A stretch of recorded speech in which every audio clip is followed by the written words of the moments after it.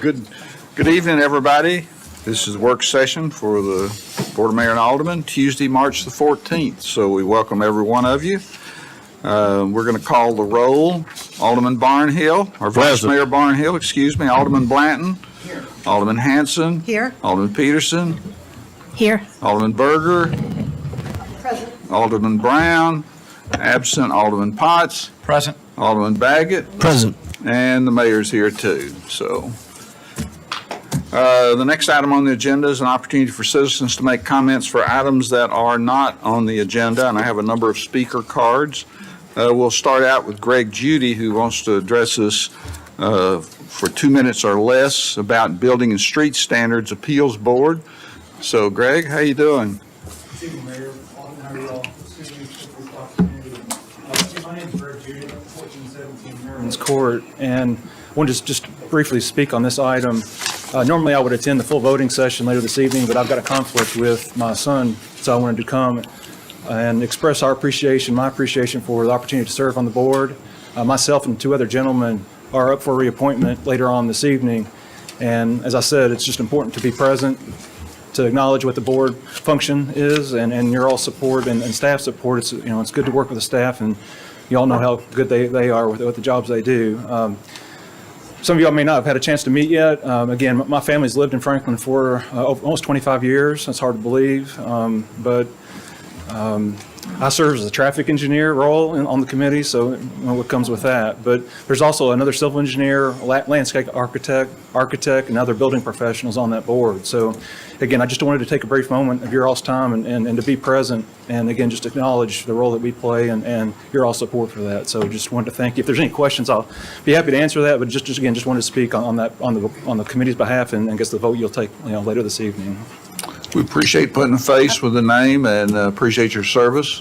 I just want to say, hi, Greg. Hi. He's my Good to see you constituent. Ward 1. Great, thank you so Good to much. see you all. Sure. Thank you all. Appreciate it. Okay, I have the following. Please line up, 2 minutes each. Robert McNamara, Lauren Martin, and Eve Boger.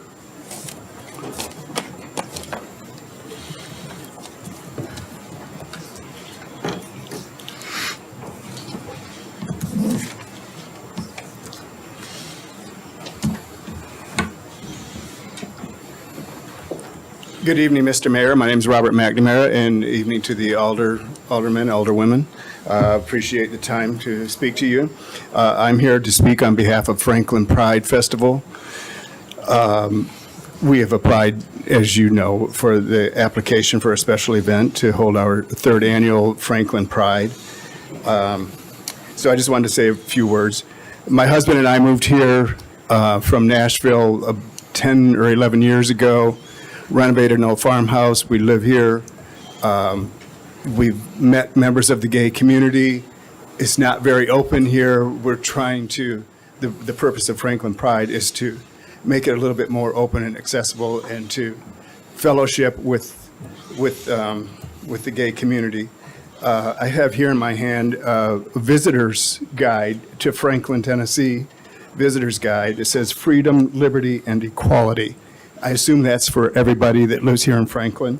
It says Franklin is making history, and I hope that we continue to make history and make it good history by including and living up to this freedom, liberty, and equality. That's all I have. Thank you, Robert.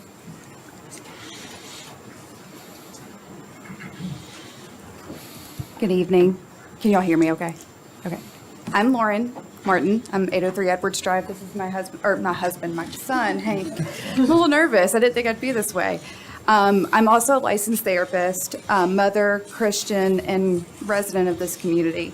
For many of my clients, when we face situations where our perspectives do not align with others, I talk about the difference between acceptance and affirmation. Acceptance is recognizing that we both have the right to believe in differing perspectives and honor the humanity in each other. Affirmation is the wholehearted support of another's presence and perspective in alliance with your humanity. There are many people in my life that do not support the LGBTQ+ community, and where I do not agree and certainly do not affirm, I accept their rights to hold beliefs that are different than mine. It'd be arrogant of me to not allow freedom of expression to be accessible to all. Freedom should not discriminate, and to practice genuine freedom requires room for nuance and acceptance. Tonight, I'm asking y'all to practice acceptance by granting Franklin Pride the permit to hold the festival at Harlansdale Farm. Franklin and Williamson County residents highly value access to their freedoms, and granting this permit falls in line with the values of that community. Granting Franklin Pride this permit tells the residents of Franklin and Williamson County that we will be more welcome and love one another, even when there are differences. My hope is that more events like Pride lead to the affirmation of the LGBTQ+ community, but I recognize that steps like this are signs of acceptance, and I hope that we can extend that to our community. Thank y'all.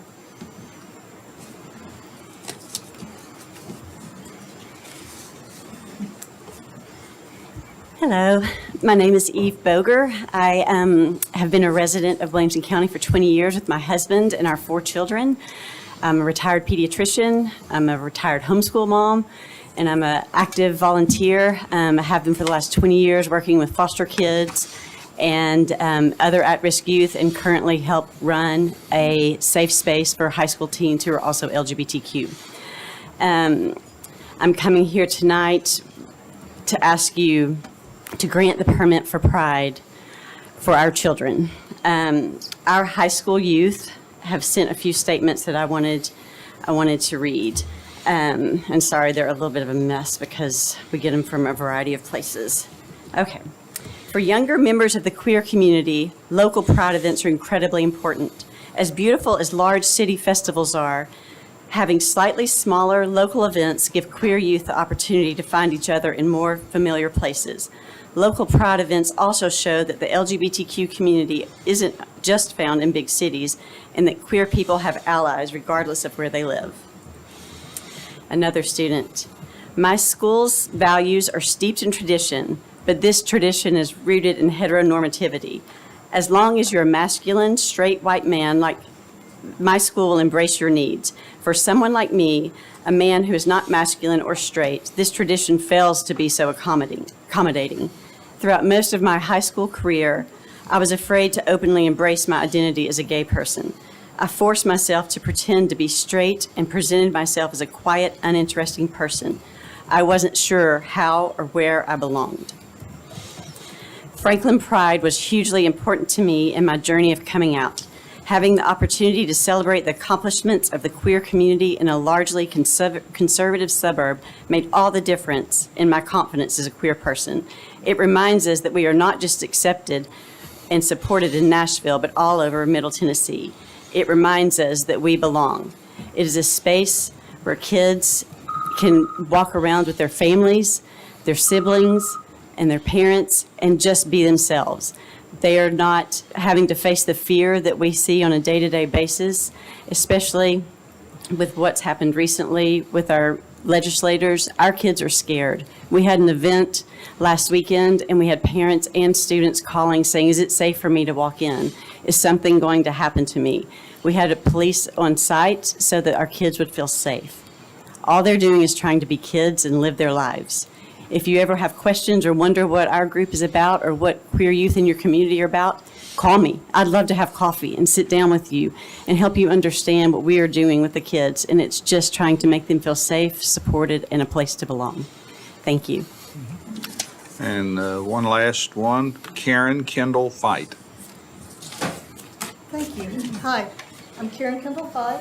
I moved here with my husband and my son in 1992. I'm a retired college biology professor, and I just wanted to say that this is one of the best events I've attended last 2 years. It feels very encompassing, and there are lots of opportunities for our youth to ask questions about some of the issues that they face, being rejected, being pushed out, being not seen. And I just want to ask you to consider their application for a permit for this third event. I would ask that you consider it positively. Thank you. Thank you. Next is, we'll move on to item number 1, which is Williamson Remembers Committee. presentation consideration of installing 3 historical markers on city property. I'd ask that this committee members come forward, and I'll do a brief introduction on this. Up here at the table, if you would, Dr. Hill.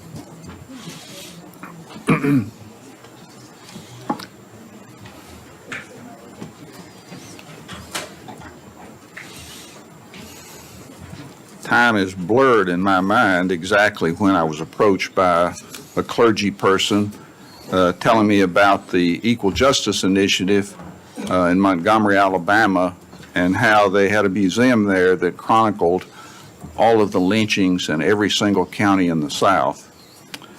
That got my attention and interest, and went online and looked at that.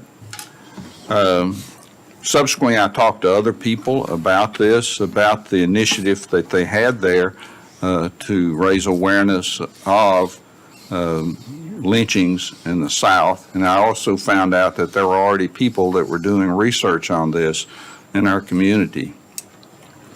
I reached out to Dr. Hill and Julian Bibb to see if they might dig into this some, and asked them if they would form a committee to study the issue for our community and verify the lynchings that occurred in our community and some of the facts about it.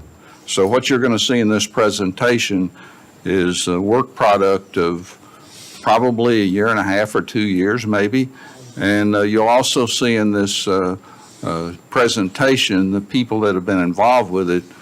So with that brief introduction, I'll turn it over to Dr. Hill, and you can introduce the folks that are with you.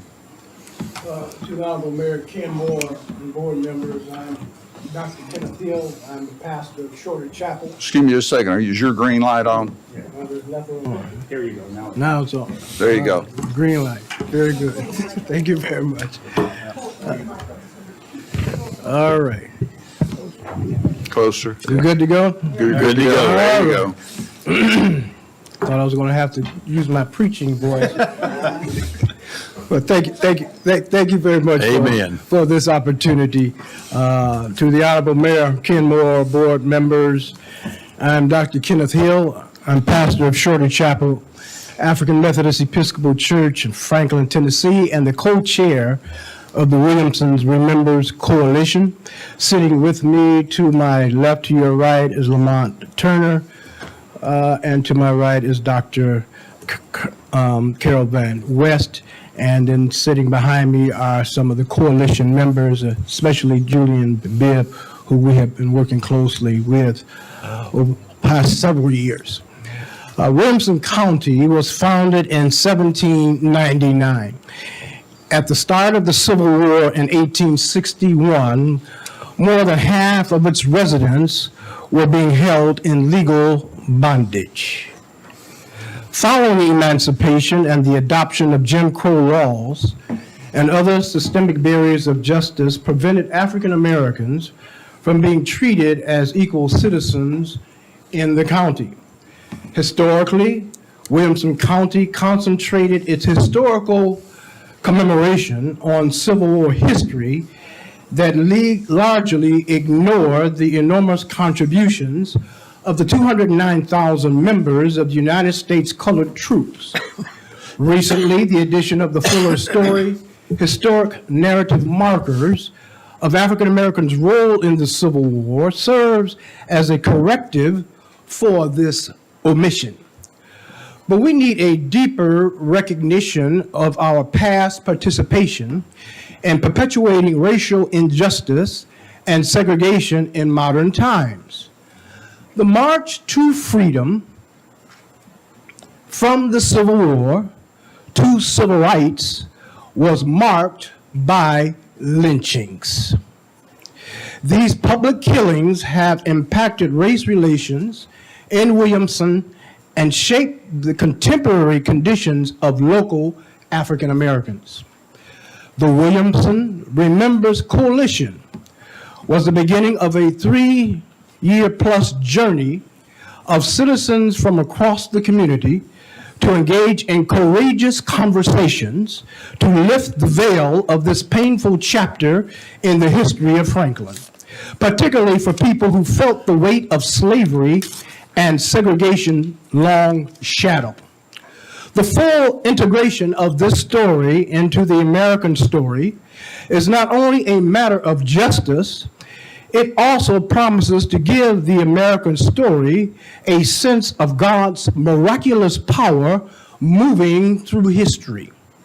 The Williamson Remembers Project is a form of community remembrance work aimed at racial healing, reconciliation, and to eliminate the historical amnesia imposed by slavery and segregation. Thus, to this end, the Williamson Remembers Coalition seeks to erect narrative markers in public locations describing the killings that took place in Williamson County. These markers would serve as a reminder and generate conversations about the inhumane treatment of Franklin's African American citizens. If we don't reckon with the pain, we're not grappling with our history in an honest way. The relevance of this history is a measure of a people's humanity. What is our humanity today? History and humanity are linked. A community's perception of itself and others' perception of it are tied to the history they have and make. For we know ourselves by what we have done and do.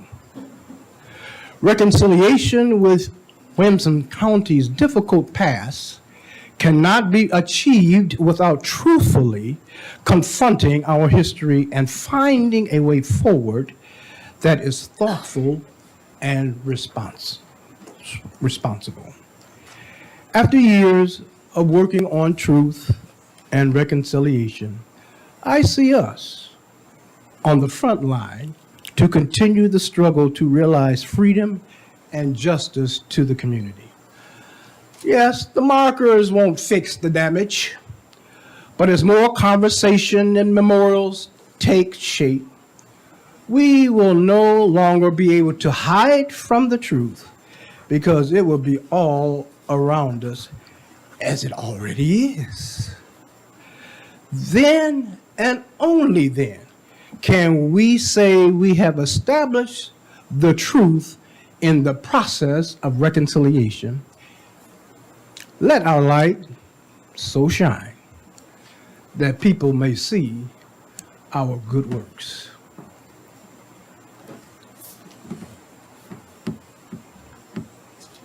That's the context for our conversation.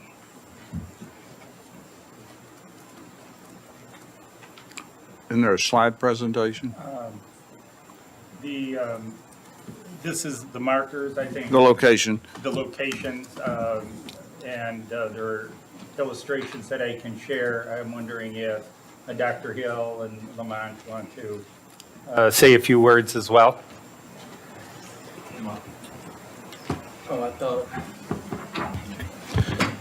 Yeah, I think the question that I was posed with before I came today was why do we want to acknowledge humanity in Franklin? And three of the reasons that I came up with is because of Franklin values. The humanity of those Williamson County victims were never acknowledged by neither the perpetrators nor our community at that time, which spoke to the values of our Franklin, Tennessee community. But now in 2023, acknowledging those victims' humanity helps confirm today how our Franklin, Tennessee community values the humanity of all and not just some. Another reason why is because I believe that we should add balance to our cultural narrative. As a Franklin native, I've witnessed our efforts to educate our tourists and our community members about the over 6,000 heroic Confederate human lives that was lost in the Battle of Franklin, referred to as champions on our downtown Confederate statue, despite both losing the battle and the war. While we know not every Confederate was racist, less effort has been put into educating about the Confederate cause that's also referenced on our downtown Confederate statue, which Alexander Stephens, the VP or the Vice President of the Confederate States of America at the time of the war, referred to in his cornerstone speech as white supremacy, stating that the Negro is unequal to the white man. That very same cause is what led to those victims being lynched that we are acknowledging with these markers. Balancing our celebratory, heroic narrative with a sobering legacy of the Confederate cause allows our community and our tourists to acknowledge the humanity of our fellow citizens who lived in terror for decades after the Civil War. And lastly, I think these markers will acknowledge the capability of humanity. Erecting these markers is a reminder to us all of what we are capable of as humans when all of humanity is not acknowledged. It's also a reminder of how much we've grown as a society, and it can serve as inspiration for how much growth can take place from today as well. So it doesn't have to be perceived as all negative. It can be perceived as a potential for growth as well, because we can do it the same way we've done it thus far. We just need to know what we're capable of. So those are just 3 additional reasons of why we want to acknowledge humanity. Okay, good evening. I'm Carol Van West. As many of you know, I have made that drive from Murfreesboro to Franklin pretty constantly for 40 years, assisting on all sorts of projects, from the very first historical exhibits in the storefronts of Main Street. Now that takes you back a while. To the Civil War trails markers that launched here in 2009 to this effort today. And what I would like to share with everyone is how impressed I am always with how Franklin thinks seriously and deep about what its history means and how to share it with others. This has always been really impressive to me from the very first. And then here in the last 20 years, I just constantly see the city growing and prospering and gaining really sort of a leadership role in the state on so many issues that deal with our history, our heritage, and who we are as Tennesseans and as Americans. So when the group asked me to once again make that trek across the state from on 840, not always the easiest thing. One thing that I really thought was interesting is how, again, that same process was at play. They were being serious, they were being open. There were scores of people coming into these different meetings and sharing ideas, opinions, perspectives, and it was all for this common goal. So I thought this is certainly worth my time and effort. And I think so because, in large part, it meets what I always consider my goals for how we can have dialogue and how we can learn from our past. Across the state, I talk about, as state historian, that history is the ultimate. It is what it is. These things happened. If we ignore them, they don't go away. They remain unexplained. And, something left untended tends to fester. And then misunderstandings, wrong concepts, whatever you want to say, can take root. But in this case, what has really impressed me has been they understand what I consider the 11 core words that moves us forward. And you know, guys, they're words that when we were all in school, we said them every day. And now maybe we don't say them every day, except when we go to different civic meetings. But they still ring true with this effort here, that we are one nation under God, indivisible, with liberty and justice for all. And when they were talking in these meetings, those words kept on coming back to me. This is about for justice for all. And when justice is denied for one or for some, it's also denied for all of us. So we can't rewrite the past. We can't ignore the past. We do so, it's at our own peril. But we can try to acknowledge the past and learn from it. So I have learned from working with this group. I pledge to continue working with them as long as they would like for me to. And I also continue to pledge working with all of you here in Franklin on your history projects, because you make things happen, you learn, and you move forward. God bless you all.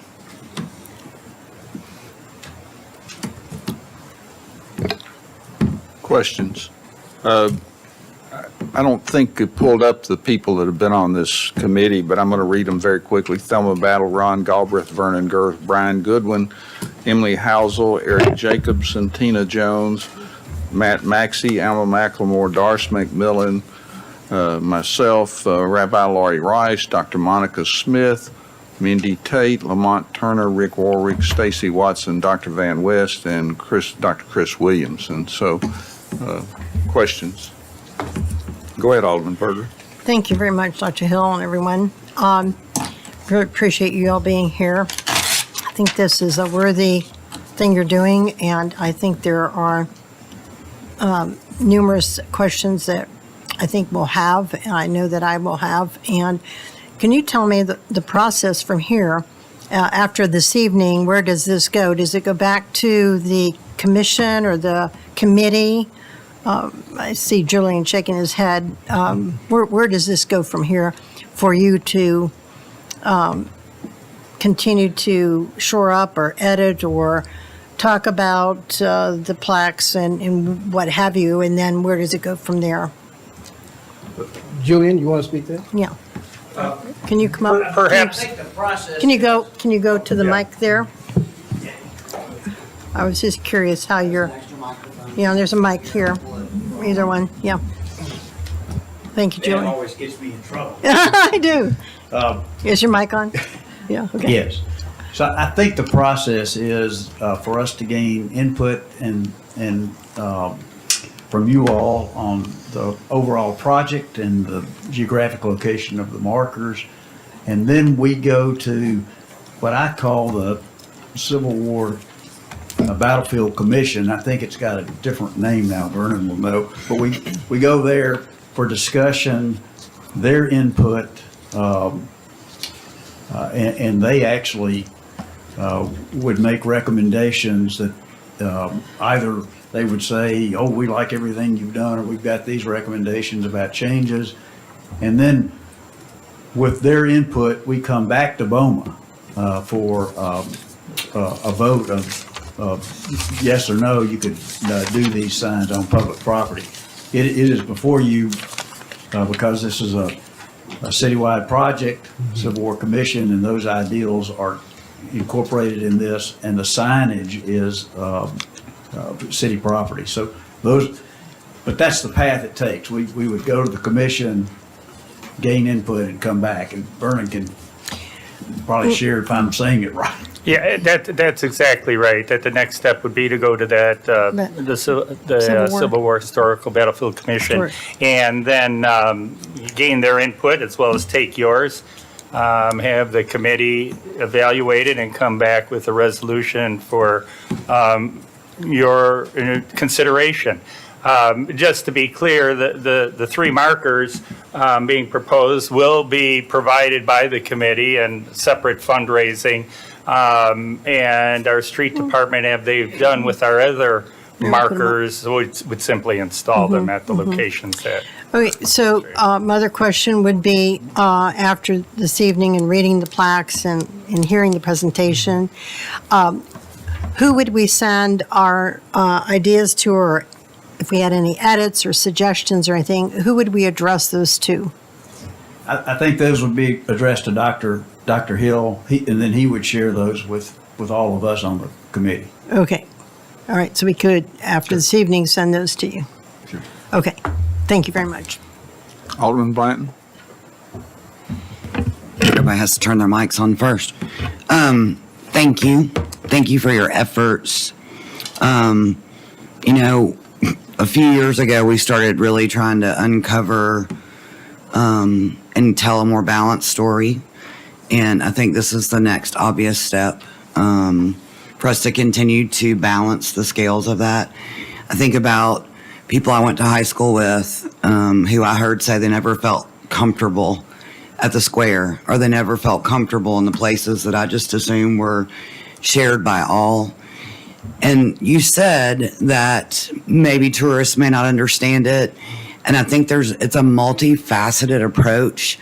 And for me, what screams at me the loudest is it's one more step for our citizenry to understand that we're working on it and that they do matter. Everyone matters. And just the idea that this will be reported on, communicated about, makes me happy that those same people who felt like this community wasn't for them is going to have the opportunity to see that that may have been the case, or they may have been made to feel that way, but that we're changing the narrative. And that makes me very happy. Racial reconciliation has always been something that's very important to me. And I just applaud your efforts, very much so. So I think it's also important to note, I don't know how many people dug down into the actual verbiage on all the markers, but obviously this comes across as more of a race and African-American cause. But as I was told before I even read this, I mean, it's more than that too. It talks about Franklin, Tennessee being the first place in America that lynched a Jewish person. And that, I mean, we're famous for a lot of things. I'm not necessarily wanting us to be famous for that, but a lot of history did happen here. And a lot of history that hurt a lot of people. And no, this doesn't fix it, but I think recognizing our wrongs and it's like the truth. Sometimes the truth hurts, but if you get the truth out, it's easier to deal with it. So I just applaud your efforts and looking forward to see this move forward. Alderman Hanson? So I have some issues with this, and I think the mayor is aware. We had a conversation about a year ago when I first heard of these. He had explained that Rabbi Lori Rice had come to him about possibly doing this. I'm still grappling with how we can talk about Memphis and Montgomery in the same breath with Franklin, Tennessee. As somebody whose family lived in Montgomery, our scale of activity and racial tension was never anything like Memphis or Montgomery. I've talked to people who are actually affiliated with the Lynching Museum in Montgomery, and they said it's not been the enhanced experience that they thought it was. But then you have to think about everybody who's lost a life at the hand of someone else. Maybe it was someone who abused their child and the child died. Does that mean their life is diminished and it wasn't special enough to go on a placard? What about the wife that was abused, or the girlfriend, or someone who was randomly shot and killed of any race, whether Latino, Asian, young, old, male, or female? Does that diminish their lives, that they're not worthy of getting a placard in our community? And I have an issue with that, because all lives have value. And if one person dies, they all need to die. And this isn't just about, as As Brandy just said, it's not just about white on black racial issues. The first person was actually a Jew. It was anti-Semitic because he employed a black individual. So I do know the history, and I have looked into it, and it is shameful, but it was not widespread. Yes, we had the Klan. We had all sorts of things, and it was all over America, and it was a shameful time all over America, not just here. But I think after reading a book about the social justice narrative called Fault Lines by Vodi Bachman, he is a black theologian who exposes the myths and the false narrative behind social justice, which is exactly what these racial terror markers represent. Is part of a social justice movement. It's, I believe, Mr. Turner's associated with Tennesseans for Historical Justice, which seeks to send out a statewide survey and determine crimes that occurred and figure out a way to reconciliation and possibly dealing with this. There's some other things that the public may not be aware of, and even people on the committee may not be aware of, but I'm sure some are. There have been some federal and state pathways made. In May of 2018, Governor Haslam passed a law that was a cold case for civil rights, meaning if we can get a racial terror placard for someone who experienced a civil rights crime, they can get victim status. If they can get victim status, they can file for reparations. And I do know some people in this room are aware of that. With these racial terror placards, we are setting ourselves up for financial reparations. This is the legal pathway. The federal government in March of 2022 passed another law while we were all wrapped up in COVID issues that allows for this same pathway. Seriously, San Francisco is considering the final details on their reparation pathway.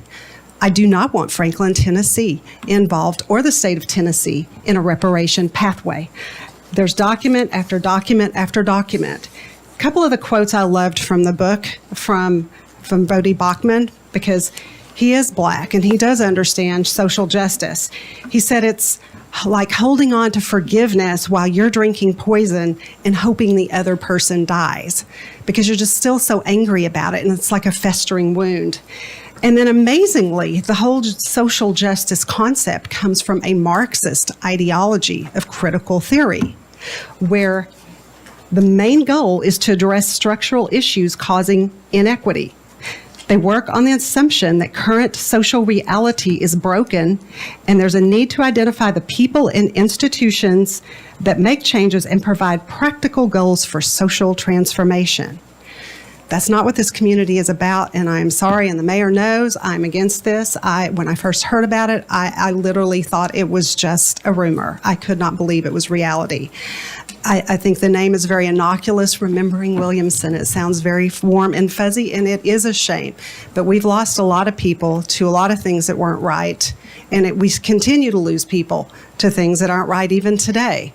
And it's not fair to represent a handful and not represent all, and I think this is going to create a bigger chasm in our community.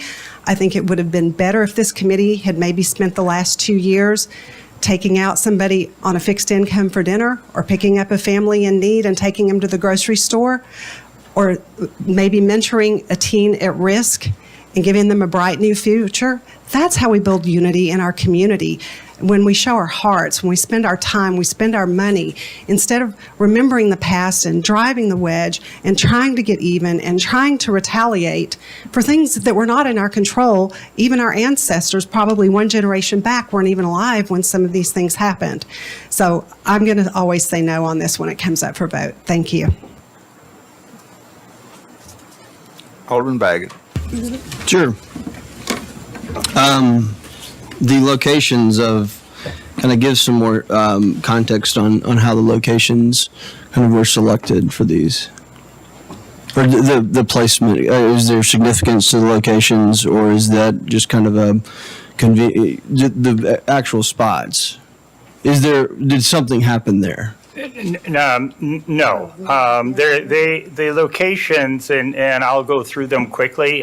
Rick Warwick and I had looked at the locations that were walkable and not and convenient for people where to read the markers and think about them. So the first one here would be on the square right outside City Hall on that green open space.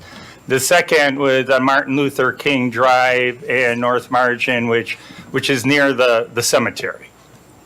And again, on the path. And then this one is on Martin Luther King on the southwest corner of Martin Luther King Jr. Avenue and then North Margin Street. Again, they were in the proximity of our historic cemetery. Was that, I guess from the group, is there a particular affection for these locations, or just being closer to downtown was kind of the appeal? Like, give some more insight to us about why, or if there's any like affinity or attachment to those locations. And there's a reason for the question, but just, is that something that is, these are where we, there's not many people that walk down there also at the moment. There will be, I guess, when Bicentennial is done, but can you answer that if that's a...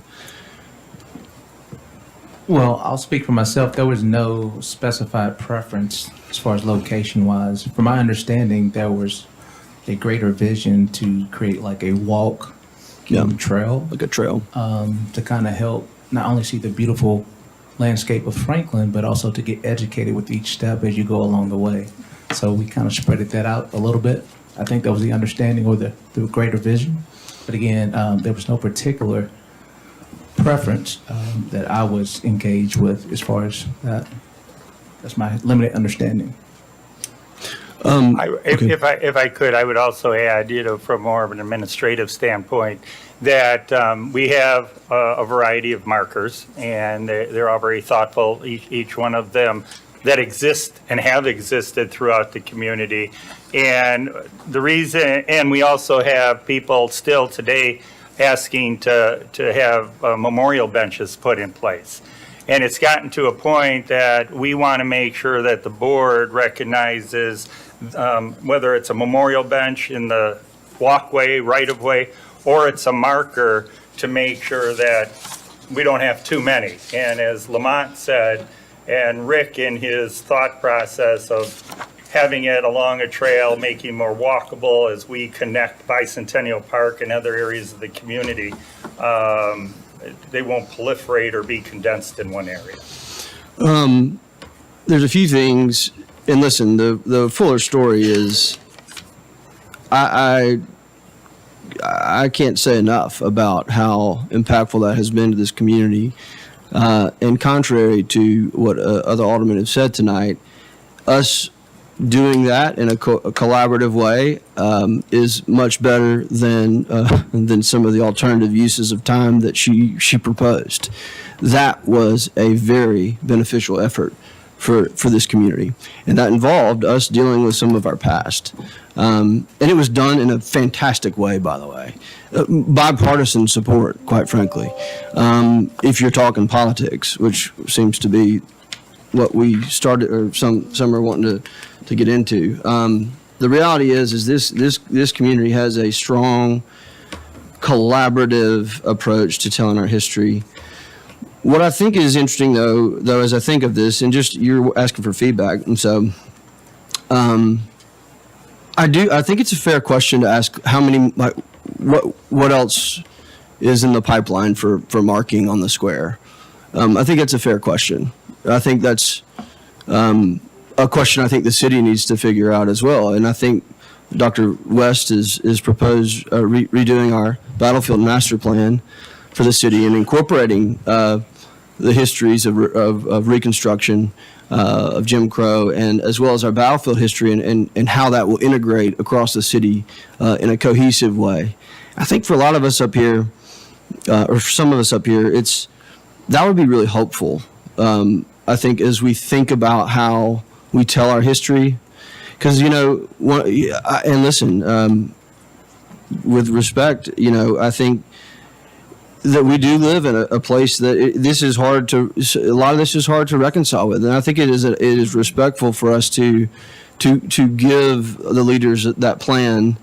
One of those, which I think is a fantastic opportunity, is one reason why I brought up the location, is there's a Leadership Franklin class working on a concept called the Walk to Freedom between Carter Hill and the Merrill Williams House.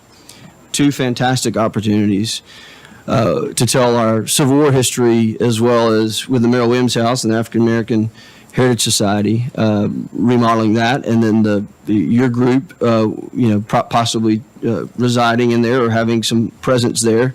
Where we tell this history and the context where we tell this history is really important.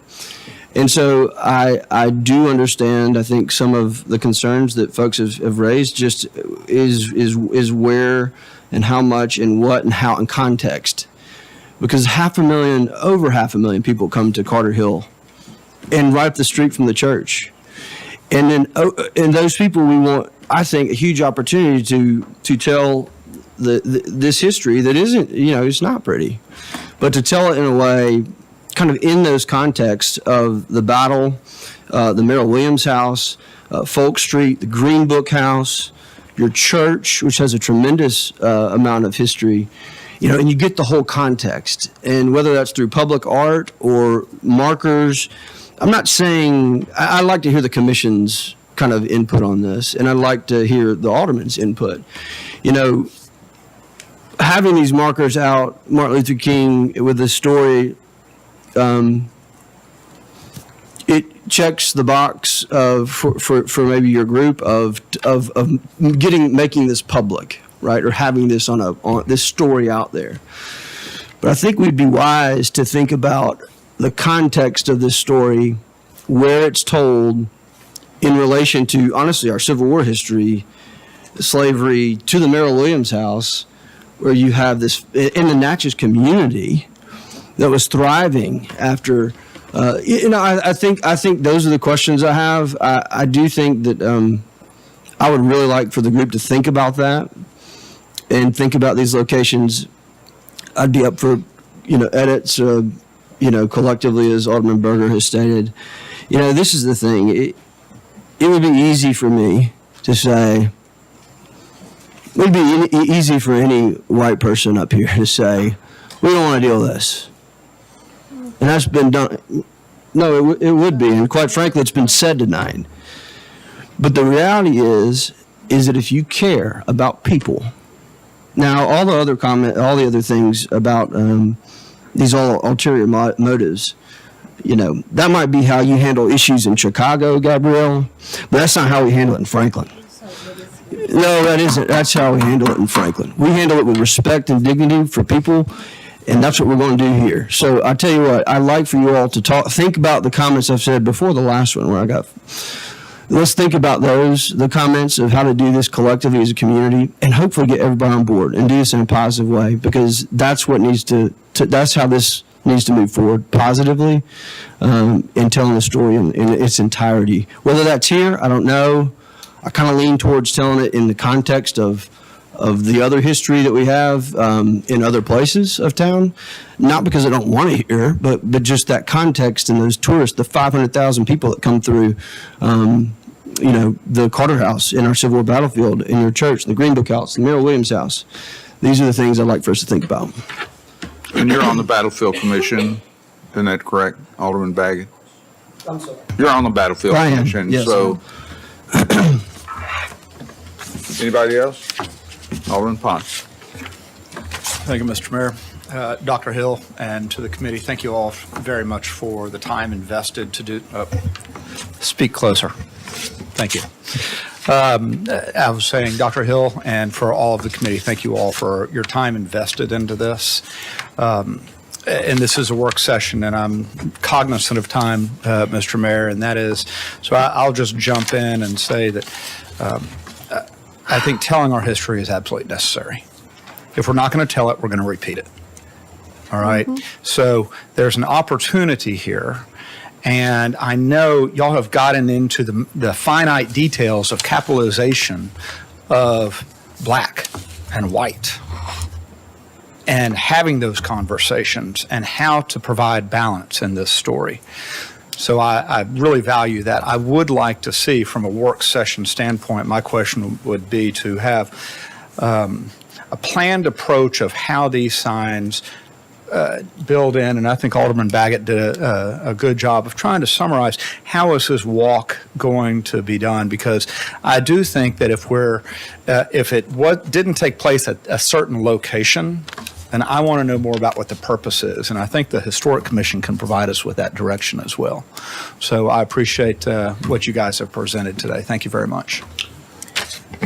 Well, I value every comment that's been made, and I appreciate every single comment that's been made, and I appreciate the comments from the committee, and if it's satisfactory with everybody, I think a good step would be for the Battlefield Commission to dig in and look at it, if that's appropriate, and I mean, in everybody's mind. I know this committee has worked very, very hard on the wording of those signs and verified the history and even worked on finding if there were any living relatives of these people. So if there are no more comments, I'd like to continue to move forward. And or you want to make another comment, Alderman Berger? I don't know. Yeah, I am going to make this comment, and I'll be quick about it, as quick as I can, but I need to read something. I really think this is worth telling, because I respect everyone's opinion on this board, but I grappled with this as well. I am not against what you're doing. I think all the stories need to be told, but I think there's something missing. And maybe it's not for today, it's not for this effort that you're doing. Maybe that effort comes along with it and after it. But there's a little bit of a hole here I see, and I want to make sure we fill it. So I'm going to read this very quickly, and Mr. Mayor, I will be as quick as I can. But these are not thoughts that I brought to share tonight. These are my thoughts that I wrote down as I went through this, trying to figure out what do I really believe and think about this. Because there's good things about it. There's some things I'm not so sure about. So I'm just going to quickly read it and be very quick as I can. History needs to be told. The true truth of true history, that is. And it seems many in our society today tend to focus on the blame of horrible atrocities of years gone by and on today's people, today's generation. It's sad to note, but we have conditioned people, institutions, governments, and our own churches even, to look at most things today through the lens of color, through the lens of projecting blame and guilt in today's generations, or to today's generations. We read history, we hear stories of older adults who have lived through discrimination or the remnants of discrimination and hate that continued in many arenas of their lives. People of color, people of different faiths, different nationalities, males and females, list goes on and on.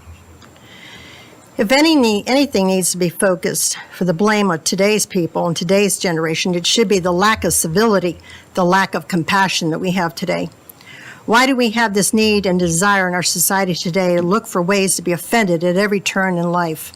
Seems to me every day. We seem to have achieved the inability to agree to disagree, to give respect to the people while not having to agree with their opinion and their life choices. And then there's the prevailing belief as well that people should not suffer consequences for their wrong actions or behavior, which we had just 2 weeks ago. And we're trying to vote on something that has been misconstrued, but it has to do with people's actions and behaviors. We are experiencing chaos and breakdown in civil order. We're looking at anarchy in our country in many ways, and I hope not. There's a place to tell the stories, to lay before the public the facts of history, yet today we have way too many who are attacking those stories and their memorials and tearing them down and putting them out of sight and out of mind. And you're trying to help us not put them out of mind. Thank you. That is not what I'm interested in, tearing them down and putting them out of mind. So in that respect, racial terror, lynching, memorials will not allow history to be ignored. That is a great thing. But I might take issue with the way sometimes they're done. The labels with markers, that's horrid, dark, and in turn may be divisive. It leaves out the victories. That's my point. Is there nothing redeeming in our community about the great strides that were made over the years to tell the history, to lay the past to rest, to heal from it, to look to new days so that many who walk through it to arrive at a different place, a place that celebrates equality, that God tells us already exists since he holds us all precious in his sight. There are no plaques that tell of the great work of those who have gone before us in our community, white and black, in our state and our county, including the laws that stop this madness, the madness of degradation of our human beings, and brought about the great triumphs that we do now have. Now, not everything is perfect either. Where are those plaques that remind the current generations that it is time to turn our heads back around people, as today's culture is once again falling into the abyss of seeing the color of people's skin, the white, the black, the yellow, the red. We're falling into that abyss again. Every single day I turn the news on and I see it. The inequalities that are manufactured in a world gone mad with rage, incivility, and yes, anger towards others. And the fact our culture and our county, our community, our whole world has lost all perspective, and more importantly, we've lost sight of our God. My message is, I'm not against telling the truth of all our history. I'm 100% for it. But I see what's happening in our world, our country, our state, our city, our county. We are leaving out the triumphs of the stories of focusing only on terror and dark times in our nation. Sometimes we do that. Where are the parallel plaques? What are the great emancipations from slavery, the people who fought so hard for and died for? How about the Rosa Parks of our communities? How about the E.M. Bounds of our communities? The freedom and the victorious outcomes experienced from the battles that were fought here and at our state and national capital that brought freedom to the lives, relationships, workplaces, the seat of government, and yes, even in our pews. No more blacks. No more back to the bus for the blacks or anyone. No more being banished to the balcony of our theaters or entering the back doors. Where are the plaques that tell these triumph stories that celebrate where we have come to? If racial terror markers go up, where are the markers too that should go someday beside these markers that tell even the fuller story of our justice and our freedom of where we are today? That's my heart, and I wanted to share it, and I thank you. Okay, well, thank you for those comments, Alderman Berger. We'll continue to move on. Thank you, Mr. Mayor, for letting me have the time. I think you've laid the groundwork, those comments, to where we go next. I think that was eloquently read and stated, and the mayor and I have had conversations about this. And so to me, that would be the next step. And it may not be this group, it may be another group entirely. But I think you're right on point. Thank you for the committee being here. Thank you. And we're going to talk about liquor license now. It's probably not real controversial. We're going to talk about a liquor license for Village Links III LLC, doing business as Bakehouse Wine and Spirits. Is there any issue with that? This is just this is a sale of an existing license to just a different LLC in an existing location. Perfect. Okay, we're going to go to items 3, 4, and 5, which have to do with property on Liberty Pike and west of Turning Wheel Lane, plan of services, annexation of the property, and the zoning. Yes, sir. Thank you. Good evening. This first item is the plan of service for a property located on Liberty Pike. It's within the Watson Branch Drainage Basin and is almost entirely composed of existing city properties, and this one is one of the few remaining to be annexed. The property is within Millcrofton service area, and the owner will be required to extend the sanitary sewer greater than 1,000 feet to provide service to the property. Access to the property is provided from Liberty Pike, and the owner will be required to submit a traffic impact study for review and approval at site plan. The development on this property is limited due to steep slopes present on the site, but no additional manpower or equipment will be necessary for either fire, police protection, or sanitation. The second item is just a discussion regarding the zoning of the property. The subject property is within the mixed residential design concept as defined by Envision Franklin. It's contiguous to the city limits. And the applicant intends to subdivide the property into 2 single-family residential lots. Zoning for the subject property is also included on this agenda. I'm so sorry, that was the annexation information. The zoning for this property is proposed to be ER. They did not request a specific zoning when they came in with the annexation. The ordinance allows for staff to decide whether the more appropriate zoning would be ag or ER, and in this case, it would be estate residential, which has some standards that they will have to follow, including that they are in the HHO and the 500-foot boundary of the HHO. We are recommending, and the Planning Commission recommended, approval of all of the resolutions that are before you for this item. Alderman Berger? Question. Okay, so this is like a little over 7 acres. My real concern here, and I want to know if this is going to be addressed in the plan of services or anything else where we can have control over. Now, this is actually our donut hole up here that's in the county. Mm-hmm. Everything else around it's city. So it makes sense to annex this in. But this is a hill, and this is next to the former Dr. Kulo's house, which has hillside erosion. And I'm not sure we're doing anything or can do anything about that now, because it's been a long time, and that house was built before the HHO. So my concern with this property, and the people living around it in the area of McKay's Mill have questioned me on this.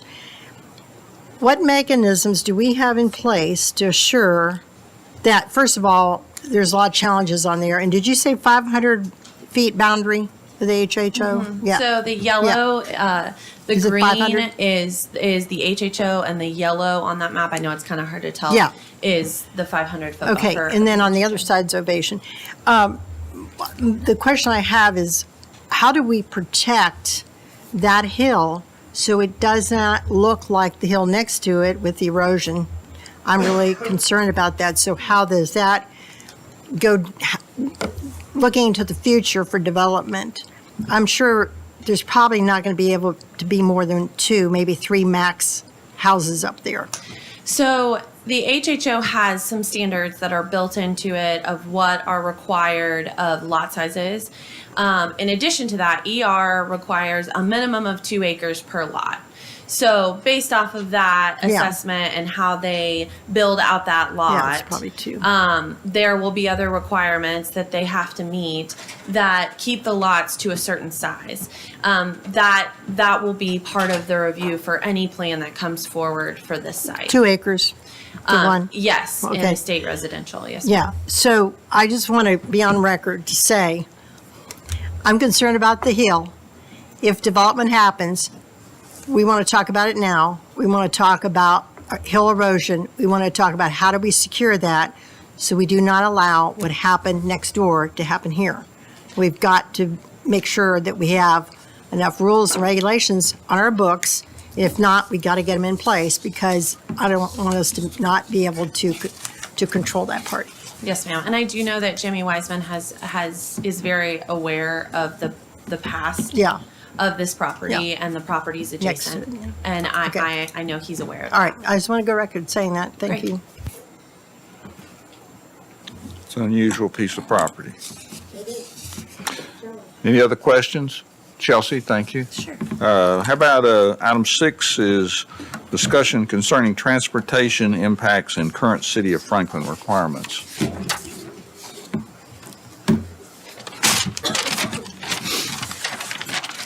Perhaps as a brief introduction, Paul and David made the same presentation at the joint workshop late last month.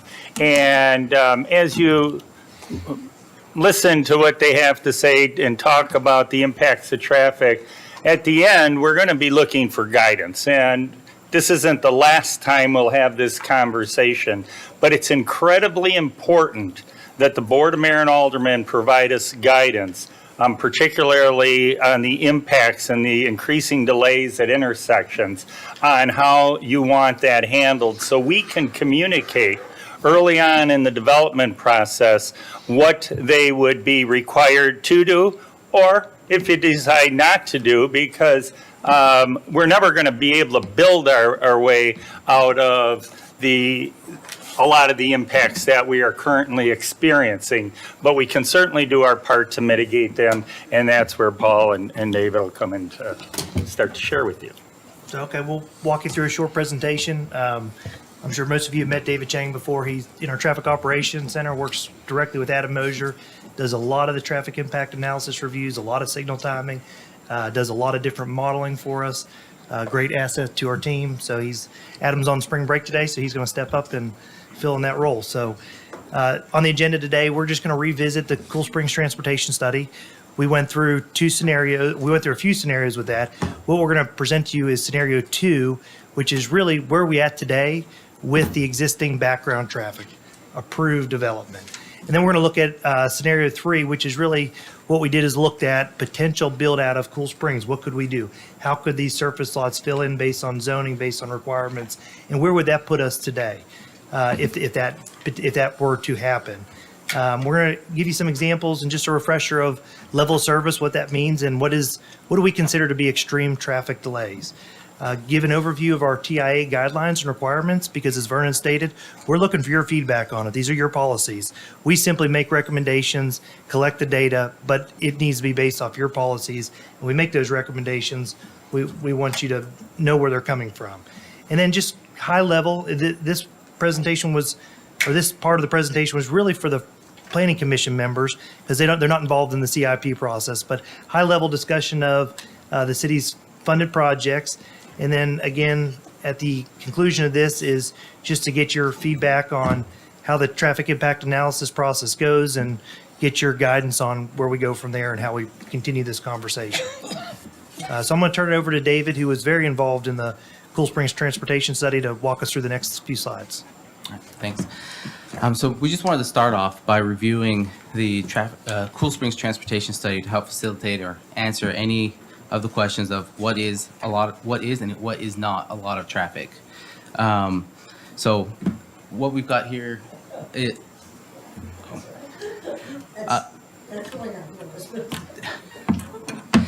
so what we've got here in this first slide is scenario 2. Like Paul said, it was all the approved development in this study area, which is bound by Moore's Lane to the north, 96 East to the south, Carruthers to the east, and Mallory to the west. So you can see all the highlighted in blue was the study area. We've got the red boxes, which are the developments that were approved, and those were included in the study as well. The study was completed and presented about a year and a half ago, I think. So it's been a little while. So just wanted to review a few things from the study as well. So over on the right of the slide, we have the list of the 16 projects that were included in the Cool Springs Transportation Study.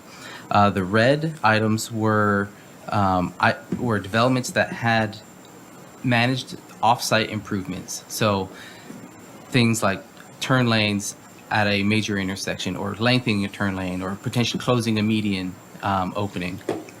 So they designed and managed that project themselves. So the projects in the red. The numbers to the right of those projects were the percent complete that they were at the time of this study. So there were obviously some projects weren't finished building yet, so they weren't included in the traffic counts that were done at the time. So we had to use some trip generation to be able to bring those projects up to a complete or 100% development.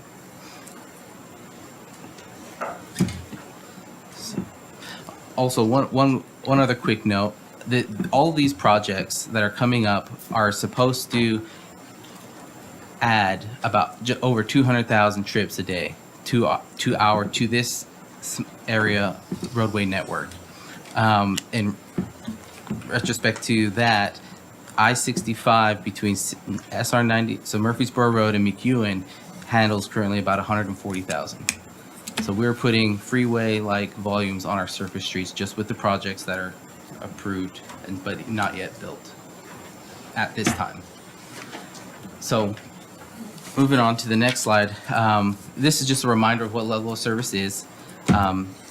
We have a grading system, A through F, just like we do in school. A is good, F is bad, F is extreme delay. The numbers on the right correspond to the seconds of delay that vehicles will experience at these specific levels, A through F, where A being less than 10 seconds per vehicle and F being greater than 80 seconds. Obviously, different people have different views of what extreme delay is. Some people might say it's 30 seconds is fine. Some might be 80. Some might be 160. So everybody is different. And that's part of why we brought this up to you guys. I want to say something. I have a traffic light at the end of my subdivision. I waited there 3 minutes today for the light to change on 96. We can certainly look into it. I mean, it varies in cities. I'm just saying that problems. that's very minor, but still, to talk about the extreme traffic delay being 80 seconds, give me a break. We're happy to look into that issue. Gentlemen, I would like to be on the 30-second one.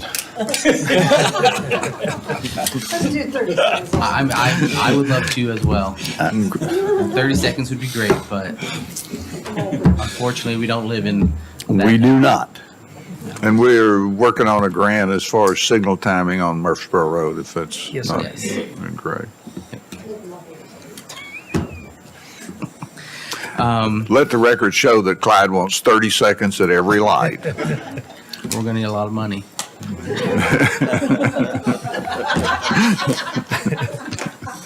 Great answer. All right. Clyde's got it. Go ahead, Dave. I'm sorry. So moving back to the Cool Springs Transportation Study, looking at scenario 2, as we had mentioned previously, that is 100% of the all approved developments in this study area. At 100% build, this is all of them, plus whatever was there before all of this project. The project can be found on our website in the engineering department. So if you have any questions or want to read more, I'm sure you guys all do. That's where you can find it. So looking at the pie charts here, we have 3, one for each of the peak hours, AM, noon, and PM. Each different color represents a different level of service. Right now, the reds don't take up the entire pie chart, but they are a significant portion. The reds are the extreme delays of 80 seconds or more. So looking at the PMP, currently there are 36% of all traffic signals in the Cool Springs area, so not the entire city, are operating at 80 seconds or worse. 14% of those are experiencing over 160 seconds right now, or with all the approved development. Yeah, and just to reiterate what David is saying is this isn't what you're seeing today. This is not the level of service in Cool Spring. This is what we're projecting with the background growth of those 200-some thousand trips that have not hit our network. This is where we will be at that point once they develop out. When you do this, the 160 seconds or so, how do you figure the traffic that's backed up that when the light changes, they don't even get to go through? Does that, So that's a hard question to answer without getting into a lot of details. But with the models, the way the models look at it is you have signal 1, and then you have signal 2. Once you're past signal 2, the delay is calculated for signal 1. So it's between the two intersections that the delay is calculated for. Now, what you're probably referring to is the interchange is signal 1. You go to signal 2, but the line is still going. So that delay is actually attributed to the intersection that the car hasn't even passed through yet. So Okay. once the car passes through, that's where the delays are actually calculated, as well as they have to be moving slower than, I think it's about 5 miles an hour to be able to get the delay calculated for. So Go ahead, Alderman Potts. Thank you, Mr. Mayor. Would you just remind everybody, when you're talking about 100% development complete, what that time frame is while we're talking? Yeah, it could very easily be over 15 years. I mean, there's a lot of development that's been approved that's in the pipeline. You could look at Berry Farm, started in 2006 and still going, and still a lot of vacant land. So, I mean, Ovation is another great example. It was entitled a few years back, and still we have one building there. So it varies, development, market drives that demand, but more than likely, most of that will happen over 15 to 20 years. So, looking at scenario 3, this is the 25% of the maximized development results, or the maximized development potential. And the maximized development, as defined in the Cool Springs study, is the potential development, redevelopment, and infill opportunities of parcels within the study area. So using that area, the consultant looked at our zoning ordinances and property assessment data and other sources to be able to figure out what can be built on these parcels, and then took 25% of that and applied it to this scenario. And looking at this scenario, we see a lot more red. And just looking at scenario 3 for the PM peak, we have over 90% of the signals in the Cool Springs area will be operating at 80% or 80 seconds or worse. 78 of those will be 160 seconds or worse. So we've got a lot coming in. Your 30 seconds of delay is going to be difficult. And again, this is just the forecasted if it continues to develop. Yep. And you said a lot of redevelopment of certain areas you took into consideration? So redevelopment, parking lots. Yeah, okay. Pull those out, put a building on top. Any green space or any, greenfield development could go in certain spots were also included. Or tearing down of old buildings that could have higher potential. So what we wanted to do next is provide you a visual representation of what extreme delay looks like. Hopefully you guys have all received these videos previously. Is this the same one from the? Yes. Same one. Yeah. So you should have gotten that. So hopefully you've been able to see it and at least be able to see the tiny little car moving down the street. Want me to start it? Yep. Let's go ahead.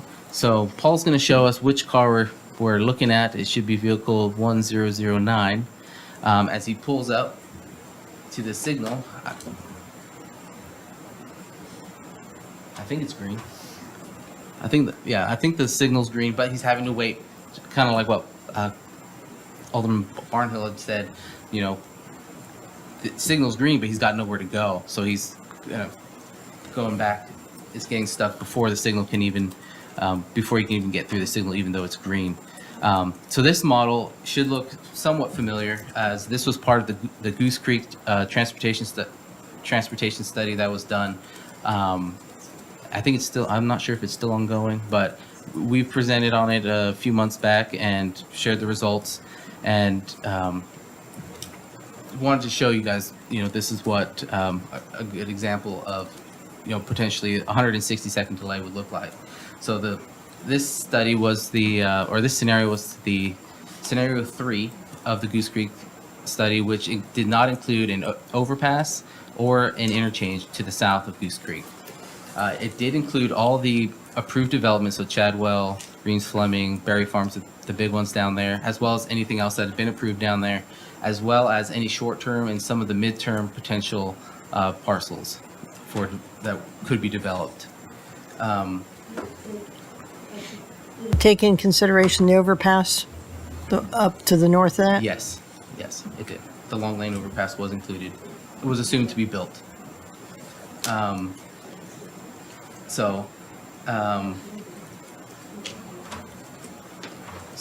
Yeah, there's. I'm pretty sure he's still waiting, and the other vehicles he's still the traffic's still going through the southbound ramp intersection to make space for the northbound lefts to be going right now, and as they keep going, eventually they'll get their turn to go in another minute. He'll have a chance to go. It's traffic. We've got to be patient sometimes. Sorry, sir. Quick question, because this is Ward 3. So I want to know, on this traffic analysis right here, please just remind me, there is not a concrete barrier in this scenario, correct, separating the two opposing directions? On the bridge or? Correct. On the bridge, no. There's no concrete barrier. Shouldn't be any, and I'm elevating that question right now, because just to the right of what we're looking at on the screen, your left, I guess, that's where the fire hall is. Yes. And I want to make sure that we do not put concrete structure separating, preventing them from being able to go around. No, that would not happen. All right. When Carruthers or Goose Creek is extended. So. Yeah. So. Going back to the video, that car has finally been able to make it through the intersection, and now he gets to wait at the next one for, and I'm not sure how long, but he now gets to wait at the next signal. What time of day was this? This should have been the PM peak, so anywhere from 4 to 6 PM. And this is really just giving you an example of what we consider to be, in our opinion, starting to become more intolerable delay. More than that extreme delay, 80-second typical F. This is getting to be intolerable delay. So, and you can see we have some of that sort of congestion on 96 East right now, depending on the time of the day. You can see it just back up for multiple signals. So, as you've just seen, we have some failures. We have some failures in the Goose Creek. We will have some failures in the Goose Creek area. We have some in Murfreesboro Road and the Cool Springs area. We try to manage this by requiring developments who want to build here to do a traffic impact study, or a TIA. And these studies are, whether they're based on whether or not they're required to do one, is based on the number of trips that they're expected to generate during the peak hour, and how many intersections or how far away from the development is also dependent on the number of trips that they'll generate. So if they have a study, if a development comes in with less than 100 trips, they potentially do not have to do one. If they have anywhere from 100 to 250 trips during the peak hour, they are required to go up to a half a mile away from their development. And if they're greater than 250 trips during the peak hour, it's up to a mile. This doesn't mean every intersection in that entire mile radius. Usually we will keep it to arterials and collectors. And as they get further away, we start looking at just more or less the signals, and not necessarily, unsignalized access points.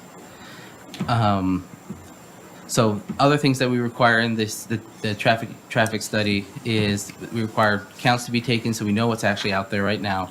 And then we do a capacity analysis, and that's where the level of service and delay comes in.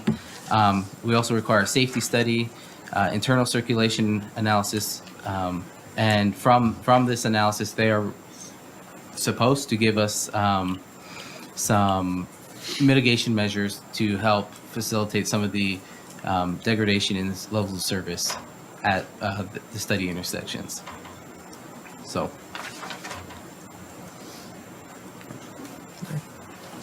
So I'm going to talk a little bit about the capital investment program. Again, this was really targeted at the Planning Commission, but what I will say is y'all have done an amazing job with the CIP. As Alderman Peterson has said many times, there are many worthy projects and limited funding. I've stolen that line from her because it's very, very true. And what you've done with it is you really look at where should we invest our money to support existing development, existing businesses in our community, and where do we want to encourage future growth. So some examples of that is if you look in the south, we're moving forward with Long Lane Overpass. You got the Southeast Park investment. We're trying to make Carruthers Parkway. We did that with all the residential development that's happening over there. I know more is needed, and we're working on that. McEwen is another example, is McEwen 4 and 5 to serve the Cool Springs area where we've allowed all this big development to happen. You've made that investment, and we're working to deliver that project. Jordan Road and McEwen Interchange right there by McEwen Town Center. So we've done a great job with it.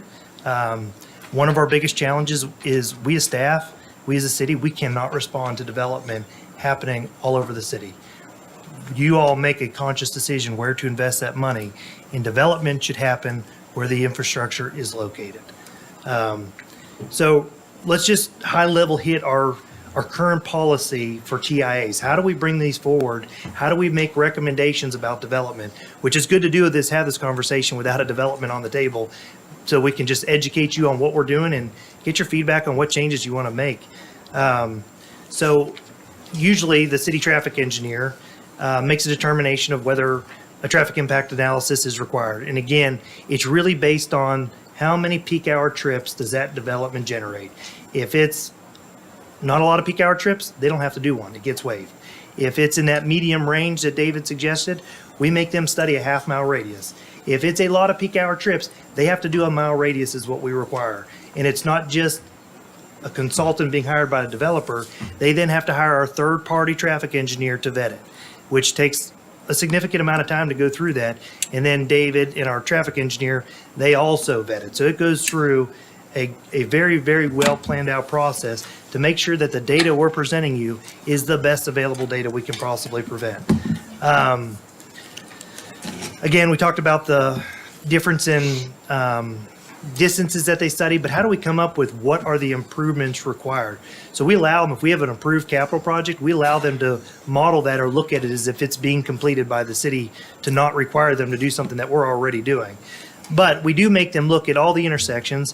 And again, what will trigger a off-site improvement is when that overall intersection cannot meet a level service D, or if a specific movement can't meet a level service E. And let's just use for an example, we got an intersection that has a 160-second delay on it. Again, we're saying that's not extreme traffic delay, intolerable traffic delay in our opinion, because you're sitting through 2 or 3 cycles. And again, that definition varies for everybody. You have one development come in, they add another 10 seconds of delay to that signal. Another development comes in and they add another 10 seconds of delay. But they're only impacting it by 2%. That quickly adds up to where now you're at 210-second delay, which is really bad. So the way we try to do this is we will, if they can't meet these standards, we require them to do the improvements if it's not a funded project by the Board of Mayor and Aldermen. So the other improvements we generally always require is we expect you to improve your frontage, and we expect you to dedicate right-of-way to accommodate our future growth based on our major thoroughfare plan. That is how our recommendations are based every time we come to you. Now, there are times where there's nothing you can do to that intersections. It's got double lefts, it's got triple throughs, it's got a right turn. There's nothing we can do. It's failed. In those cases, we're just going to present you the failure and say, this is what it's failed at. This is our opinion of it. You all make the decision whether development moves forward or not. You all make the decision whether they do the off-site improvements or not. So really, yes, ma'am. Go ahead, Alderman. I don't want to beat a dead horse, but when was this current policy put into play? Question number one. And number two, if this is our current policy, how did we get into that situation at Cool Springs Boulevard where we had approved developments that didn't affect change at the other intersections that were a half a mile or however far away from there? You know what I'm talking about. And then the others didn't have to have any improvements that were parallel to what we were trying to require. Yeah, so every development that hits the threshold for doing a traffic impact study is going to do it. Sometimes they're in that half-mile radius and they don't reach that full mile, so we don't actually study those intersections. But these were like right next door to each other. Sometimes if they don't meet the full peak hour trip because it's such a small development that it's really unfeasible for us to make them go through that process or to take on those type of off-site improvements. A little fast food restaurant, for example, or a small retail. I think what I'm trying to say is looking at this again, and I know why we're looking at it. I just want to make sure we don't get into that situation where we're having to try to be fair to the last person to the neighborhood. And that is a challenge. I agree with you. The other thing is we implemented the third-party consultant review maybe 5 years back. Other than that, this has been our guiding policy for how we make recommendations. The big change was when we added the third-party consultant to help us better vet it. Because I think what's helpful, I love when you said this, I wish I could like put it on a plaque, that it's up to us to say, if it's already failed and we can't fix it, then we have to be able to say no to development that's going to make it even worse. When you said that just a minute ago. Yes, we will make a recommendation, but ultimately whether it moves forward or not. I know. I think for me, consistency is key because we want everybody to be treated the same way. And so this is good information. It's good for us to be looking at this. But it's still just kind of like I will tell you, bad deep wounds. We look at everyone the same based on this policy, which has been in place for a good while. So I'm going to turn it over to Vernon and really this is discussion for us to get your feedback. The last slide with some questions for y'all to consider, think about, and provide us guidance on how you want us to handle this. I'm going to let Alderman Barnhill or Vice Mayor, you don't want to ask a question anymore? Randy covered mine. Great. I would have made the comment as to the specific development, but the answer, I got the answer that I need on that then. Thank you, Mayor. And again, Alderman, appreciate it, David and Paul. And we're not going to, let's just agree that we're not going to finish this discussion tonight. And we may even send out a survey to get your input because it's more than the bullet points that are up on the board. I want to emphasize that what Paul and David had talked about, a developer comes in and they work with David and Adam to scope a traffic impact analysis based on the expected trip generation. When that is submitted to us, they hire one of our 2 third-party consultants to vet the data, to give us a more realistic insight if it's really accurate. Where's the data coming from, and is the delays and the added delays realistic? And then, as a third step, Adam and David look at it as well to make sure that the guidance we're providing is fair, equitable, and in accordance with the policies that are currently in place that we desperately, and I want to emphasize desperately, need your input to avoid the conversation that came up a few weeks ago and some others. I want to, before I start getting into those questions, something Alderman Blanton said has resonated. And there's options. That's what we are looking for from yourself in this. One option is, and I've said it in that last presentation a month or so ago, and I'm going to say it now again, is that one option is that along the interstate corridor, that some communities, metropolitan areas, don't worry about delays in traffic. And that's, it can be a sign of economic vitality, but it's also a quality of life issue. And that's the guidance that you're going to be faced with, because absent of going down that path, being able to mitigate improvements at intersections, then it's saying no to development or reducing their density. So let's look at these. And again, we'll go quickly, and we know I have a few more items. Does the Board of Mayor and Aldermen want staff to recommend approval for projects that impact intersections and roadways that have or are projected to have extreme traffic delays, provided the developer agrees to mitigate, improve the intersections and roadways to the extent possible? Actually, what I'd like to do, this is running through my mind, is, this is the second time I've seen this, and I'm still needing more information on it. And I'm wondering, with all these questions you're asking, to me, this almost means that each one of us should sit down with Paul and David and have an individual session for 30 minutes or whatever it takes and make sure that we're educated, because it's very difficult for us to get educated in this setting. So I would suggest that, and then from that come out with, you can keep a tab on what the answers are, or you can submit your answers. I think that would give us a better evaluation of this, and also a little more promptly. Go ahead. I agree. I think as I sit here and listen, I was thinking the same thing, which is, I don't know what I mean, here's what I do know is that all the approved development, our current process for traffic study, and we've overburdened the intersections, right? So I know that what we're doing now, at least the extent of the traffic impact analysis right now, and what we're doing, I think it probably needs to be tweaked. It's in the Cool Springs area for sure. And then that was a question: is can we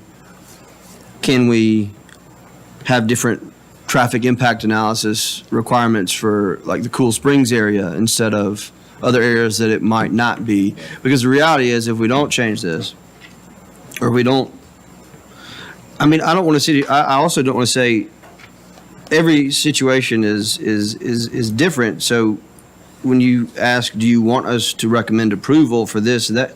Well, there's so many contingencies surrounding the situations, but largely what I want is us to come up with a way for development to pay more of a share, not more of a share, but find a different way for development to help with our capital needs in Cool Springs. And the way we're doing it now, I feel like we're kind of short. I mean, was that a fair statement that we're coming up short with funding and impact in the projects we have to do? Well, we've got density, and we give density. We should not be giving it away for free. I don't disagree with that. Well, They're paying road impact fees. yeah, okay. But no, I agree. I agree with that. Yeah, if you're going to bring in a bunch of units, then and if we're continually approving stuff that is going to drive us further into a hole for capital investments in Cool Springs, that's what I think probably this board wants to help to fix. I don't know if these questions give you the guidance to fix that. I think that's why I think these one-on-one meetings will be helpful. Well, I think that would be my suggestion. We've all had the opportunity to read these questions, and I think we're not going to give you the answer tonight. So if we could just work on setting up some individual sessions so we could hash it out and make sure we really understand everything that Paul and David are asking us to give them. Let me say to you, I was just thinking, and as long as I've been involved in things like this, I'm thinking, what sort of developments generate midday peak? I mean, that's not just somebody living somewhere and then driving to their business, the place where they are employed, and it's not just the people that do the office where they are employed, because that wouldn't be a midday peak, would it? I mean, do you see what I'm saying? There's a lot to this, and I it's important to think about what types of things are doing what. Really, that's very important. Vice Mayor? Chick-fil-A. There you go. That's not 30 seconds. Alderman Berger? I was just saying that, our problem stems from, we've built it, the developers have built it, we've built a few roads ourselves, but development has built those roads. They wanted to come in and put some office buildings in Cool Springs. They were required to build Cool Springs Boulevard and Carruthers there.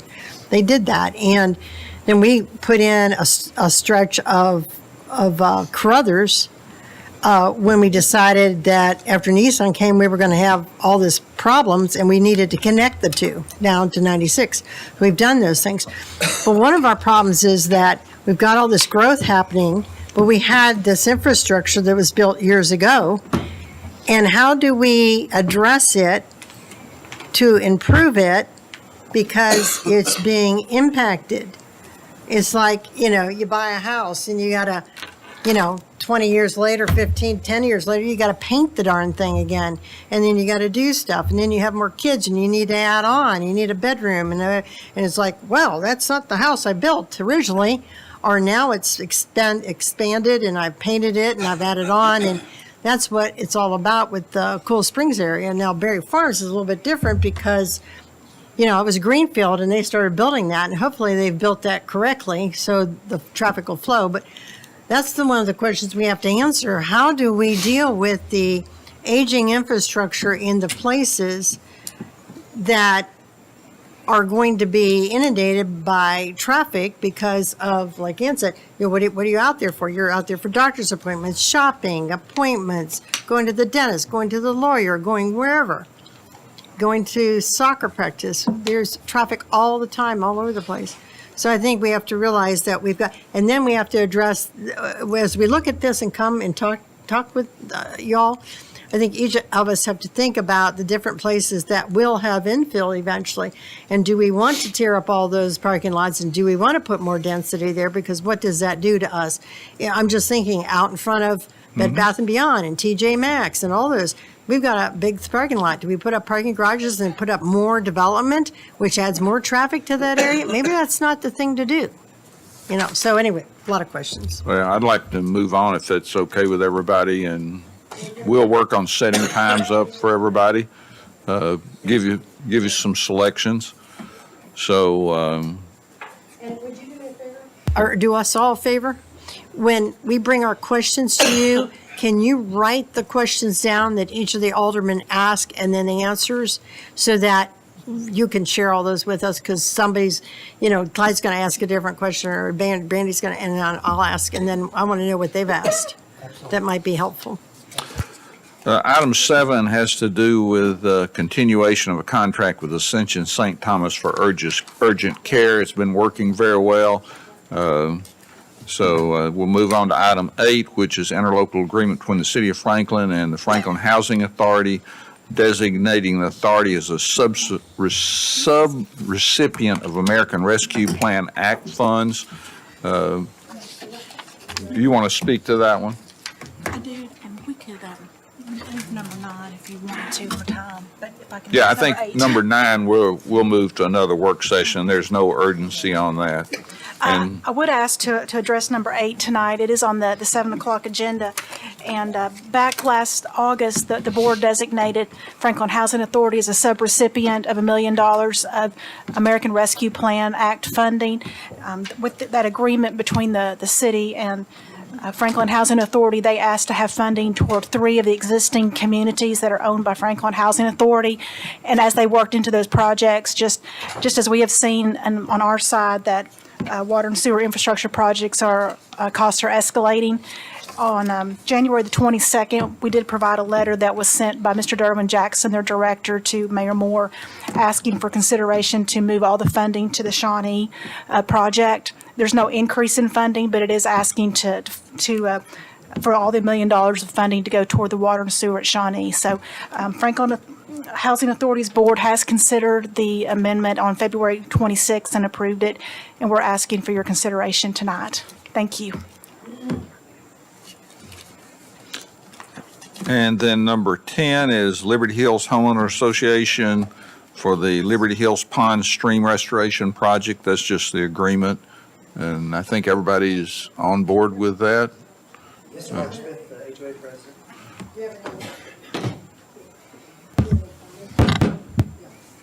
Yeah, I just wanted to say I didn't have to bust out my suit this time. And that's because the city has been definitely helpful in getting a resolution in place. So I wanted to thank you all for the consideration of the agreement. And Paul and Jeff have been great to work with. Great. So everything has been worked on diligently, and I really appreciate that. And on behalf of Liberty Hills, thank you.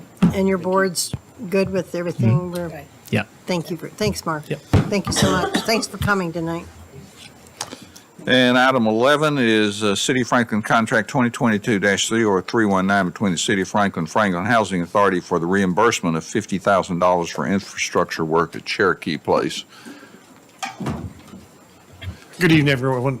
This is regular CDBG funds, and as the caption reads, it's infrastructure work for the Cherokee project as opposed to what you just heard for the others. See you at 7. Oh, I'm sorry, Alderman Potts. Thank you, Mr. You Mayor. have a few minutes. Good. I hope not to use all of the few. This is other business that I just wanted to bring to the board. And as I do this, I want to thank Alderman Peterson. She has been consistent in coming to Ward 3 meetings for a number of years. And recently, we've had some very important ones, and I also want to I think Vernon may have just stepped out, but thank Vernon. Oh, there he is, right there.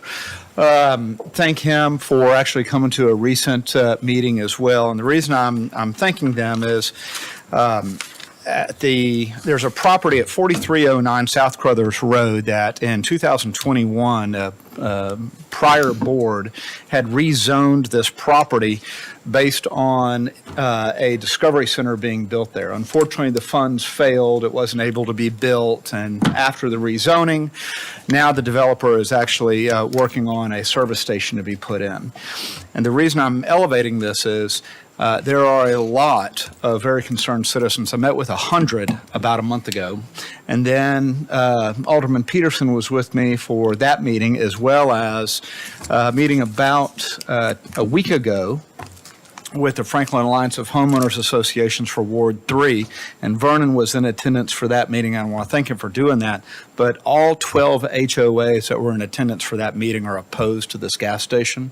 And even though we have gone through all of the proper processes for this to be done, we need to look at what we need to do in the future regarding zoning and what's going in and when it's going in and where it's going in. And if that means that we have to create a new classification, then I'm willing to put in the time, energy, and effort to do that, because there's a lot of very upset individuals who bought their property not knowing this was going to be going in. And I know that, yes, all do have to do their due diligence and when they're buying property, but in the coming weeks, I would not be surprised if we have members both from the FAHOA from Ward 3 and also other communications regarding this gas station. And then it gained so much momentum that they actually postponed the 5 study areas that were adjacent to this property that were going to potentially be rezoned as well. So there's a lot of concern as all of this is going into place. So I just wanted to elevate that to our Board of Mayor and Aldermen so that if it does come to fruition, it's not a surprise to us. And thank you for updating us on that, and many of us have gotten a lot of emails about it. Well, I have too, but what I'd like to hear, Shauna, can you come up and address what happens if we rezone this property? Well, you can't. I mean, I think the issue is, and we've talked about this and we've trained you guys on this, when you think about a rezoning, you can't think about who the owner is in front of you. You have to think about all the possible uses in the zone. And they lawfully came and got it rezoned, and this is within the rezoning options. So, I mean, unless they want to ask for it, there's really not much. They being the owner. They being the owner. And wasn't it rezoned neighborhood commercial to begin with? I'm not really sure. I remember that from the very onset. No, it was whenever the. It was part of the PUD, right? No. It wasn't this. This was for the discovery. But before it was the discovery, or It was originally part of Lockwood Glen subdivision before the Discovery Center was interested in it. So it was zoned RX. Before that, it was planned commercial. Right, like a neighborhood node. Because it was part of the PUD for what was previously Nichols Bend, which then became Lockwood Glen. It has a long history and has multiple names over the various times. But the piece was sold off to a different owner, and because it was kind of segregated by Carruthers, there was a reason why it didn't really present kind of a master plan development anymore with it being separated. So the applicant came in and filed an amendment or a revision to the development plan to remove the piece of property from the Lockwood Glen development plan and to rezone it to neighborhood commercial. There are some options that you might want to think about moving forward as we do zoning updates.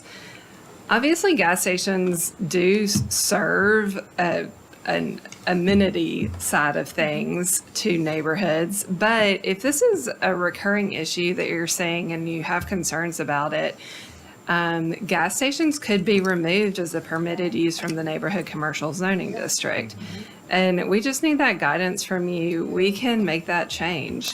So just something to consider. In addition to, obviously, when a property comes forward for rezoning, kind of thinking through all of those various uses that might be. But there is an option there to look at the neighborhood commercial district as well. But it wouldn't be retroactive. No, in this case, even if the property was rezoned, because actually the board can rezone the property without the property owner's request, I wouldn't recommend that. There's some state legislation that is already looking at making that not possible. But in addition to that, because the site plan is already vested, there is no retroactive kind of action that can happen unless their vesting expires. And then the project could expire at that point if you don't extend its vesting. But provided that the developer moves forward according to the timelines under the vesting legislation put in place by state law, they can move forward even as a legally non-conforming use because they were approved when it was a legal use. What is the vesting So- limit? Do you remember? 3 years. For us, it's what, 2 or 3? Well, it's 3 years for the first phase. Phase, okay. And then Park is then 2 years and then. And this is a multiple building site plan. There's Right. actually 3 buildings, including a daycare and a retail building as well. there.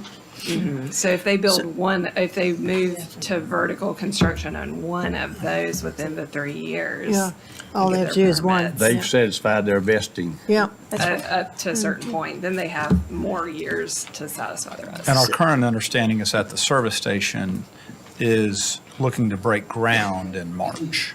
So that is moving forward. I would go ahead and ask for you to draw up a draft of what zoning would look like to remove that gas station or service station piece. Okay, we will certainly Talk on look at that. We normally do in those cases is we bring forward a resolution that the board votes on as a group to direct staff, and we can draft that. A 30-second comment, Alderman Brett Berger.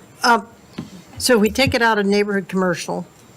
If somebody wants to do one in neighborhood commercial, then they have to apply or is that just a no-go right across the board and they have no hope of putting one They in? would have to rezone to a different district that may not be supported by Envision Franklin at Yeah. that stage. So I'm not sure I want to take that out, just willy-nilly take it out. There's a lot of reasons 'cause- to think through. Yeah, it. I'm not sure.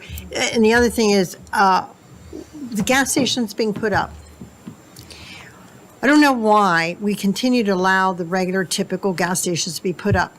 You go down to different places, let's just pick Goose Creek for a change, or Berry Farms, right?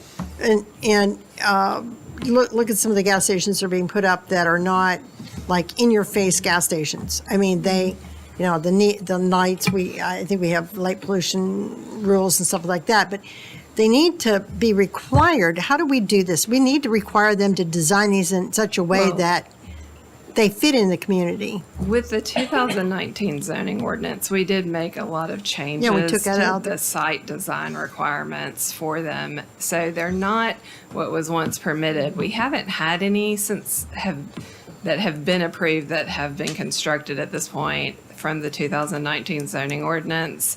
But there are some site design requirements that are much more stringent than they were. I don't know. I will have to review Well, them before. how I about can- Berry Farms? That was before.